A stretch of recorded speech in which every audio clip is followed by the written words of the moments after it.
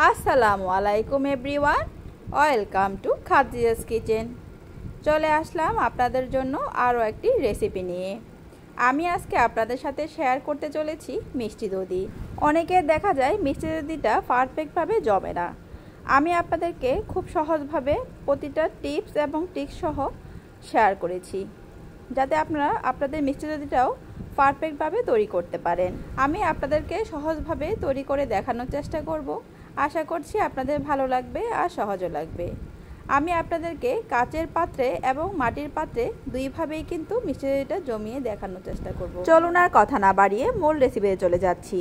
তো মিষ্টি দধিটা তৈরি করার জন্য আমি প্রথমে ক্যারামেল তৈরি করে নেব। সেজন্য আমি একটা প্যানে দিয়ে দিব 1/3 কাপ চিনি। চুলার আঁচটা কিন্তু একদম লোতে রাখবো। কিছুক্ষণ জাল করার পরেই দেখতে পাবেন চিনিগুলো গলতে শুরু করেছে। আমি অনবরত নেড়েচেড়ে ক্যারামেলটা তৈরি করে নিচ্ছি। ক্যারামেলটা কিন্তু একটু সময় নিয়েই তৈরি করতে হয়। খেয়াল রাখতে হবে ক্যারামেলটা যাতে পুড়ে না যায়।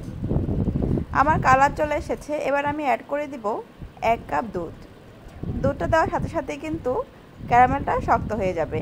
এতে ভয় পাওয়ার কিছুই নেই। কিছুক্ষণ জাল করলেই কিন্তু সুন্দর করে দুধের সাথে মিশে যাবে। ক্যারামেল আর দুধগুলো যখন সুন্দর করে মিশে যাবে,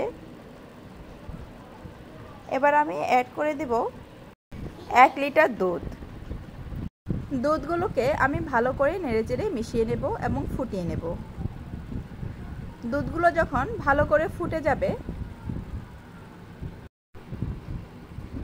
এবার আমি এর মধ্যে অ্যাড করে দিব চিনি। আমি এখানে 1/4 কাপ চিনি অ্যাড করছি।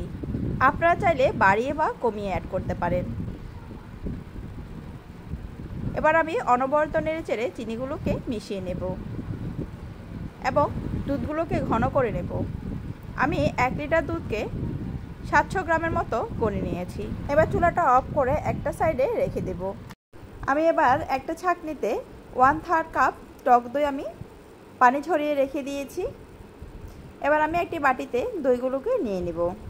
এবার একটি হ্যান্ড উইক্সের সাহায্যে দইগুলোকে ফেটিয়ে নেব। এই কাজটা আপনারা চাইলে কাঁটা চামচের সাহায্য করে নিতে পারেন। আমার মোটামুটি দইটা ভালো করে ফেটানো হয়ে গিয়েছে। এবার আমি একটা সাইডে রেখে আমি যে আগে থেকে দুধগুলো জাল করে রেখেছিলাম সেগুলো চেক করে নেব। দুধগুলো হালকা কুসুম গরম আছে। আমি এবার দুধগুলোকে দইয়ের মিশ্রণের সাথে সবগুলো দিয়ে দেব। এবার সবগুলোকে আমি ভালো করে মিশিয়ে নেব। আমি দই আর দুধের মিশ্রণটাকে ভালো করে ফেটিয়ে নেব, যাতে দুধ আর দইটা একসাথে মিশে যায়।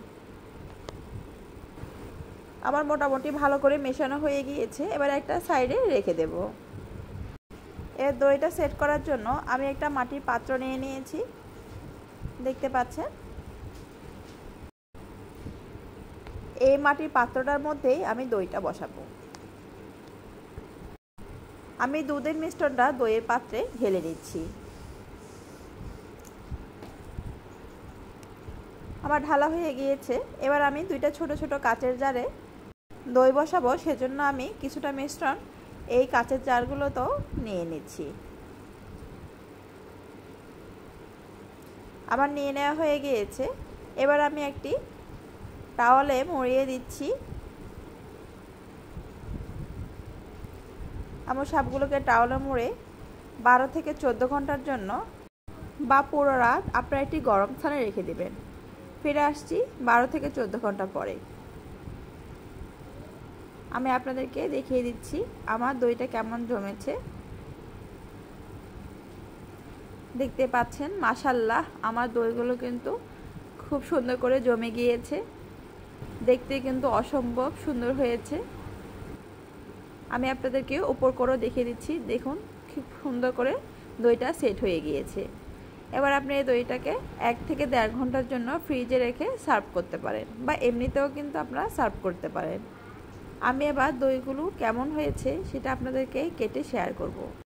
দেখতেই পাচ্ছেন মাশাআল্লাহ কি পরিমাণ ইয়ামি লাগছে। তো আমি আপনাদেরকে খুব সহজভাবে তৈরি করে দেখানোর চেষ্টা করেছি। আশা করছি আপনাদের ভালো লেগেছে আর সহজও লেগেছে। আমার রেসিপিটা যদি আপনাদের একটু ভালো লেগে থাকে একটা লাইক দিয়ে দিবেন। রেসিপিটা যদি আপনারা ইউটিউব চ্যানেল থেকে দেখে থাকেন চ্যানেলটি সাবস্ক্রাইব করে দিবেন, আর যদি ফেসবুক পেজ থেকে দেখে থাকেন পেজটা ফলো দিয়ে দিবেন। আশা করছি সবাই বাসায় ট্রাই করবেন এবং কেমন হয়েছে কমেন্ট বক্সে জানাতে ভুলবেন না। কিন্তু আপনাদের সুন্দর সুন্দর কমেন্ট আমাকে পরবর্তী ভিডিও করার জন্য উৎসাহ যোগায়। সবাই ভালো থাকবেন, সুস্থ থাকবেন, খাদিজাস কিচেনের সাথেই থাকবেন। আর আপনারা কে কোথা থেকে আমার ভিডিওগুলো দেখছেন অবশ্যই কমেন্ট বক্সে কমেন্ট করে জানাবেন। সবাই ভালো থাকবেন, সুস্থ থাকবেন, খাদিজাস কিচেনের সাথেই থাকবেন। আল্লাহ হাফেজ।